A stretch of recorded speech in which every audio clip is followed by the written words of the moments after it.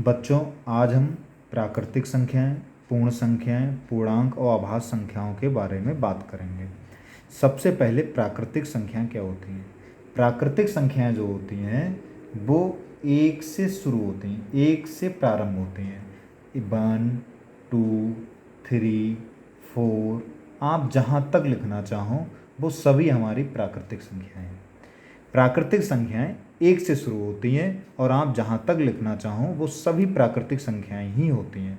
अब प्रश्न यहाँ पर यह पूछा जाता है कि सबसे छोटी प्राकृतिक संख्या कौन सी होती है। तो सबसे छोटी प्राकृतिक संख्या जो होती है, यहाँ पर हमारे लिखा हुआ है कि सबसे छोटी प्राकृतिक संख्या क्या होती है, 1 होती है। अगर पूछा जाए सबसे पहली प्राकृतिक संख्या कौन सी होती है, तो सबसे पहली प्राकृतिक संख्या भी हमारी क्या होती है, 1 होती है। अब यहाँ पे प्रश्न ये होता है कि सबसे बड़ी प्राकृतिक संख्या कौन सी होगी। तो बच्चों, सबसे बड़ी प्राकृतिक संख्या हम ज्ञात नहीं कर सकते हैं, ज्ञात नहीं कर सकते हैं। क्यों? क्योंकि हम सबसे बड़ी संख्या कभी बता ही नहीं सकते हैं। अगर हम कहेंगे कि ये सबसे बड़ी संख्या है तो उसमें जैसे ही हम 1 जोड़ें तो अगली संख्या आ जाएगी, तो कभी भी हम सबसे बड़ी संख्या नहीं बता सकते हैं। इसलिए प्राकृतिक संख्या में सबसे बड़ी संख्या कौन सी होती है ये हम ज्ञात नहीं कर सकते हैं। सबसे छोटी या पहली संख्या हम बता सकते हैं कि सबसे छोटी या पहली संख्या 1 होती है। अब बात करते हैं पूर्ण संख्याओं। पूर्ण संख्याएं क्या होती हैं? पूर्ण संख्याएं जो होती हैं वो 0 से शुरू होती हैं। कहाँ से शुरू होती हैं? 0 से। 0 से शुरू होती हैं, 0 के बाद 0, 1, 2, 3, 4, आप जहाँ तक काउंट कर लो, जहाँ तक गिन लो, वो सब हमारी पूर्ण संख्याएं कहलाती हैं। यानी कि प्राकृतिक संख्याओं और पूर्ण संख्याओं में एक ही अंतर है कि पूर्ण संख्याओं में 0 और सम्मिलित कर लिया जाता है। किस में सम्मिलित कर लिया जाता है? प्राकृतिक संख्याओं में। 0 को प्राकृतिक संख्याओं में सम्मिलित कर दो तो वही संख्या पूर्ण संख्याएं कहलाने लगती हैं। तो सबसे छोटी, अब यहाँ पर प्रश्न पूछा जाता है कि सबसे छोटी पूर्ण संख्या कौन सी होती है। बहुत क्वेश्चन ये आता है, तो सबसे छोटी पूर्ण संख्या हमारी क्या होती है? 0 होती है। सबसे छोटी पूर्ण संख्या 0 होती है। और सबसे पहली भी अगर पूछी जाएगी तो सबसे पहली भी हमारी पूर्ण संख्या 0 होगी, सबसे छोटी भी पूर्ण संख्या हमारी क्या होगी? 0 होगी। और सबसे बड़ी वही हम ज्ञात नहीं कर सकते हैं, ज्ञात नहीं कर सकते हैं। तो सबसे बड़ी पूर्ण संख्या हम ज्ञात नहीं कर सकते हैं। इसके बाद आती है पूर्णांक। पूर्णांक संख्याएं क्या होती हैं? पूर्णांक संख्याएं सबसे पहले 0 के आप दाएं साइड में चलेंगे तो प्लस की संख्या +1, +2, +3, +4, इस तरीके से जहाँ तक आप लिखना चाहें, ठीक है। और इसके बाएं तरफ चलेंगे तो -1, -2, -3, -4, आप जहाँ तक लिखना चाहें। ये हमारी पूर्णांक संख्याएं। ये जो प्लस वाली होती हैं ये हमारी कही जाती हैं, क्या कही जाती हैं? ये कही जाती हैं धनात्मक पूर्णांक संख्याएं। धनात्मक पूर्णांक संख्याएं कही जाती हैं। और ये जो माइनस वाली होती हैं तो इनको हम क्या बोलते हैं? इनको बोलते हैं ऋणात्मक पूर्णांक संख्याएं बोलते हैं। अब ये ऋणात्मक पूर्णांक संख्याएं। इसके बाद बहुत इंपॉर्टेंट आती हैं अभाज्य संख्याएं। ये यहाँ से पेपरों में जरूर प्रश्न आते हैं अपने। अभाज्य संख्याएं क्या होती हैं? तो सबसे पहले आप ये लोग जान लें कि अभाज्य संख्याएं जो होती हैं वो 1 से बड़ी होती हैं। कैसी होती हैं? 1 से बड़ी होती हैं। 1 से बड़ी ऐसी संख्याएं जो केवल 1 और स्वयं से विभाजित हों, जो केवल 1 और स्वयं से विभाजित हों, वो हमारी अभाज्य संख्याएं कहलाती हैं। विभाजित होने का मतलब है पूरी पूरी भाग हो जाएं, वो हमारी कौन सी संख्याएं कहलाती हैं? अभाज्य संख्याएं कहलाती हैं। जैसे हम सबसे पहले 2 देखें, 2, तो 2 जो है ये अब 1 से विभाजित हो जाएगी, 1 से भाग हो जाती है, 1 दूनी 2, और अपने आप मतलब 2 से भाग हो जाएगी, 2 एकम 2। तो ये ऐसी संख्या है जो केवल 1 और अपने आप से भाग हो रही है, तो ये हमारी अभाज्य संख्या हो गई। इसके बाद जैसे 3 है तो 3 1 से भाग हो गया, इसके बाद अपने आप से भाग हो गया, ठीक है।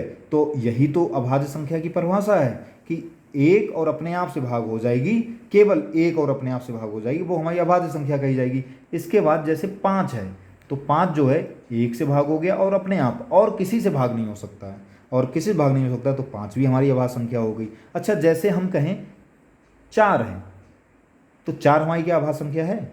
4 को अगर देखें तो ये 1 से भाग हो गई, अपने आप से हो गई, इसके बाद 2 से भी हो गई। ये हमारी भाज्य संख्या नहीं है। क्यों? क्योंकि अभाज्य संख्या वो होती हैं जो केवल एक और स्वयं से विभाजित हो, ये एक और स्वयं से तो विभाजित हुई, लेकिन इसके अलावा और भी किसी से विभाजित हुई तो ये हमारी, सही है, ये हमारी अभाज्य संख्या नहीं है। तो हमारी अभाज्य संख्या वो होती है जो केवल एक और अपने आप से विभाजित हों, एक और अपने आप से ही विभाजित हों, वो हमारी अभाज्य संख्याएं कहलाती हैं। अब यहाँ पे प्रश्न बहुत पूछा जाता है कि सबसे छोटी अभाज्य संख्या कौन सी होती है। सबसे छोटी अभाज्य संख्या, बड़ी अच्छी अच्छी परीक्षाओं में ये प्रश्न आया है। तो सबसे छोटी अभाज्य संख्या कौन सी होती है? दो होती है। 0 और 1 का बिल्कुल दूर कर दें, क्योंकि मैंने पहले ही कह दिया 1 से बड़ी होती हैं, 1 से बड़ी होती हैं तो 0 और 1 हो नहीं सकती है। इसलिए सबसे छोटी अभाज्य संख्या हमारी, सबसे छोटी अभाज्य संख्या जो है, सबसे छोटी अभाज्य संख्या हमारी क्या होती है? 2 होती है। ये कई बार प्रश्न पूछा जाता है। अब अभाज्य संख्याओं के ऊपर बहुत सारे प्रश्न आते हैं। जैसे एक प्रश्न ये बहुत आता है कि प्रथम 5 अभाज्य संख्याओं का योगफल क्या होता है? प्रथम 5 अभाज्य संख्याओं का, प्रथम 5 अभाज्य संख्याओं का, प्रथम 5 अभाज्य संख्याओं का योगफल ज्ञात करो, योगफल ज्ञात करो। ये कई बार आया। तो इसको हमें मालूम करने के लिए सबसे पहले हमें अभाज्य संख्याएं प्रथम 5 मालूम भी तो हों। प्रथम 5, प्रथम का मतलब शुरू की 5, तो पहली क्या हो गई? 2, अगली क्या हो गई? 3, अगली क्या हो गई? 5, अगली क्या हो गई? 7, इसके बाद 8 भी नहीं होगी, 9 भी नहीं होगी, 10 भी नहीं होगी, अगली क्या होगी? 11। अच्छा, क्यों नहीं होगी? 8 क्यों नहीं होगी? 8 1 से विभाजित हो गई, अपने आप से हो गई, इसके बाद 2 से भी हो गई, 4 से भी हो गई, तो ये हमारी कहाँ अभाज्य संख्या हुई? सही है, अभाज्य संख्या तो वो होती है जो केवल एक और अपने आप से होगी, इसलिए 8 भी नहीं होगी, ऐसी 9 भी नहीं होगी, ऐसी 10 भी नहीं होगी, इसलिए इसके बाद 11 होगी, तो ये हमारी 5 होंगी। अब इनका योगफल बताएं, तो योगफल हम बताएंगे, पाँचों को जोड़ दो, 5 जोड़ोगे, पाँचों संख्याएं आप जोड़ोगे, 2 3 5, 5 10, 7 17, 1 18, 10 कितना हो गया? 28। यही हमारा उत्तर हो गया कि प्रथम 5 अभाज्य संख्याओं का योगफल कितना होता है? तो प्रथम 5 अभाज्य संख्याओं का योगफल 28 होता है। यहाँ पे यही क्वेश्चन और भी पूछा जाता है कि प्रथम 5 अभाज्य संख्याओं का औसत क्या होगा? तो योगफल हम निकाल चुके हैं, औसत क्या होता है? योगफल बटे पदों की संख्या, तो योगफल कितना आया? 28। और पदों की संख्या कितनी? पदों की संख्या मतलब जितनी संख्याएं कितनी? 5। 5 से भाग कर दो, 5 पंजे 25, 3 पैंला 0, 5 छक्का 30, कितना औसत होगा? 5.6 होगा। अच्छा बच्चों, और यहाँ पर अभाज्य संख्याओं इस तरीके से भी कई क्वेश्चन आ जाते हैं। तर्क शक्ति में भी कई क्वेश्चन आ जाते हैं, जैसे इस तरीके, जैसे हमने लिख दिया यहाँ पर 2 3 5, ठीक है, यहाँ पर हमने लिख दिया 7, और यहाँ पर आप तो रिक्त स्थान पूर्ति करनी, अगली संख्या 13 है। अब यहाँ पर अपने आप रूल लगाते रहो कि जोड़ा है 2 में 1, 3, फिर 2 जुड़ गया, फिर 2 जुड़ गया, लेकिन रूल ऐसे थोड़ी लग जाएगा। यहाँ पे 1 जोड़ा फिर 2 जुड़ गया। रूल तो तब जब एक क्रम में सब कुछ हो रहा हो, कोई नियम से जोड़ा या घटाए या गुणा हो रही हो, तो यहाँ पे कोई रूल नहीं बन रहा होगा।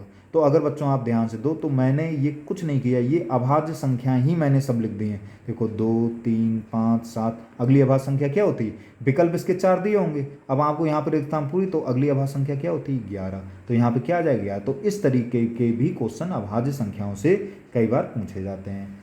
आशा करता हूँ कि आप लोगों को प्राकृतिक संख्याएं, पूर्ण संख्याएं, पूर्णांक और अभाज्य संख्याओं के बारे में अच्छे से समझ में आ गया होगा। ठीक है, जो हमारी NMMSE परीक्षा होने वाली है, यानी कि राष्ट्रीय आय एवं योग्यता आधारित छात्रवृत्ति परीक्षा होने वाली है, तो इसमें से कोई ना कोई क्वेश्चन आपको मिल सकता है। इसके बाद जो संख्याएं बची हैं वो हम आगे आपको बताएंगे। अभी फिलहाल प्राकृतिक संख्याएं, पूर्ण संख्याएं और पूर्णांक संख्याएं, अभाज्य संख्याएं बता रहे हैं। आशा करता है सबको समझने में आ गया होगा। धन्यवाद।